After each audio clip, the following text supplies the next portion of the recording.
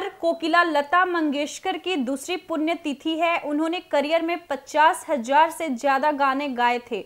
30 से ज्यादा भाषाओं में गाने का रिकॉर्ड भी लता दीदी के नाम है। उनके गानों की गूंज भारत समेत विदेशों तक थी, मगर उन्हें हर कदम पर खुद को साबित करना पड़ा। कोई ऐसा सम्मान नहीं था जो लता दीदी को ना मिला हो। उन्हें दादा साहेब फाल्के पुरस्कार, पद्म भूषण, पद्म विभूषण और भारत रत्न से सम्मानित किया गया था। उन्होंने 3 नेशनल अवार्ड भी जीते थे, 4 फिल्म फेयर अवार्ड भी अपने नाम किए थे। हैरान की बात यह है कि उन्होंने करियर का पहला फिल्म फेयर अवार्ड लेने से मना कर दिया था। उन्हें फिल्म मधुमती के गाने आजा रे परदेसी के लिए बेस्ट प्लेबैक सिंगिंग अवार्ड मिला था, मगर उन्होंने यह अवार्ड लेने से मना कर दिया। इनकार करने की वजह उन्होंने यह बताई थी कि महिला आकार की ट्रॉफी पर कोई कपड़े नहीं हैं। उनके इस जवाब से सभी लोग दंग रह गए थे। बाद में यह अवार्ड उन्हें ढक कर दिया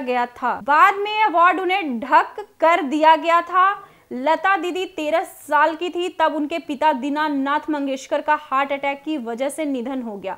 वो घर में बड़ी थी, ऐसे में सारी जिम्मेदारियां उन्हीं के कंधे पर आ गई। एक दिन ऐसा भी आया जब पूरे परिवार को भूखा सोना पड़ा था। यह बात खुद लता दीदी ने 2015 में एक इंटरव्यू में कही थी। इसी दौरान मास्टर विनायक ने उन्हें अपनी मराठी फिल्म पहली मंगला गौर के लिए अप्रोच किया। पैसे की जरूरत थी तो उन्होंने हाँ कर दी और फिल्म में एक छोटा सा रोल भी किया। साथ ही उन्होंने फिल्म के गीत नटली चैत्राची नवलाई को अपनी आवाज भी दी। इस गाने के लिए उन्हें 25 रुपए फीस मिली थी और फिल्म में रोल के लिए कुल 300 रुपए। इसके बाद उन्होंने कुछ समय तक मास्टर विनायक की कंपनी में काम किया। जब लता दीदी ने इंडस्ट्री में कदम रखा तो कई लोगों ने उनकी आवाज को पतली कहकर रिजेक्ट कर दिया। इस लिस्ट में शशिधर मुखर्जी का नाम भी शामिल था। तब मास्टर हैदर अली ने कहा था, आने वाले दिनों में प्रोड्यूसर और डायरेक्टर इस लड़की के पैरों में गिरकर अपनी फिल्म में गाना गाने की विनती करेंगे।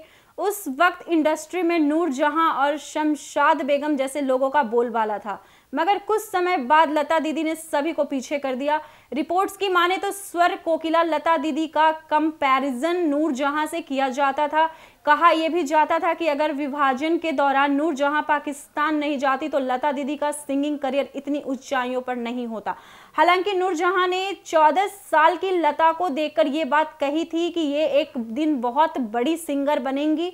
लता दीदी भी नूर जहां की बहुत बड़ी फैन थी और उनको अपना आइडल मानती थी। खाली समय में नूर जहां भी उनके गाने सुना करती थी।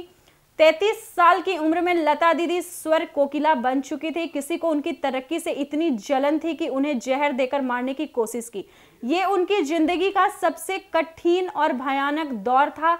इस वजह से उन्हें 3 महीने तक बेड पर रहना पड़ा। शरीर इस कदर कमजोर हो गया था कि वो बेड से उठ भी नहीं पाती थी। चलना तो दूर की बात है, उनके इस कठिन समय में कवि मजरूह सुल्तानपुरी उनका सहारा बने। मजरूह दिन भर अपना काम करके शाम को उनके पास जाकर कविताएं सुनाया करते थे और उनका मन बहलाया करते थे।